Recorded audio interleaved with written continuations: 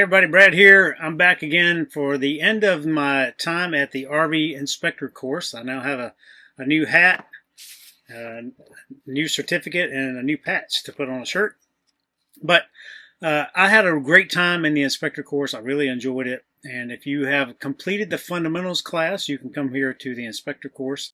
Like I've said before, I'm going to make a long video on my whole thoughts on the RV technician course, the RV fundamentals course, and the RV inspector course. But suffice to say that I really enjoyed the inspector course. I enjoyed the report writing and investigating and checking out trailers, which is what I do anyway. If you're not aware, I've been inspecting trailers for a long time, and most of you know that I worked at Airstream dealership for a while as a salesperson and as a technician working on trailers. But I have lived in and worked in and done these things for a long time, and I've provided a lot of inspections for all of you out there in the world who are riding around in your rigs right now.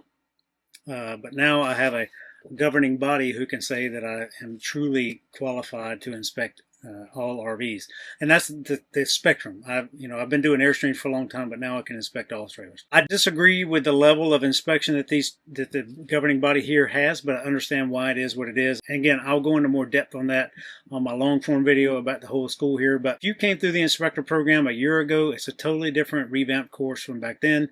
And I think it's a much better course that you get nowadays compared to what it was then. Just so everybody's aware, if you would like me to come put the Brad Says sticker of approval on your RV or vehicle out there, I do Airstream. I'm not saying that other RVs are not possible, but it's not very likely. I don't like inspecting those. I really like inspecting Airstreams, and I'm very good at Airstream travel trailers. So if you're out there in the world and you want to hire me for that, I can tell you how to do that online. Just reach out to us via the contact us link on our website, and I'll put more information on all that coming up in the future. I enjoyed the course. It's a 2-week course. The first week is principles of instruction and, kind of learning the report writing process. The second week is a little bit more of that, more in depth, but you actually go to a trailer.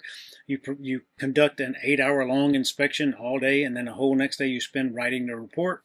Your report gets graded, and you take a written test on the certified exam, becoming a certified technician. Regardless of the trailer you have out there, I highly recommend before you buy one, even new ones, that you get a inspection done. And I say that because not all manufacturers are created equal. Not all dealerships are created equal. Sometimes you get the worst of both things. Then you get a trailer on the backside that's nothing but problems. And many of those things could have been avoided had you had an inspection. Inspections are not cheap, nor should they be, because the person's providing you with a quality service. But if you're selling your trailer and you want to put some confidence behind the people buying it that it's a good product, you can have it inspected. Buying a trailer and you want to know that it's a quality thing before you take it home, I would encourage you to hire an inspector.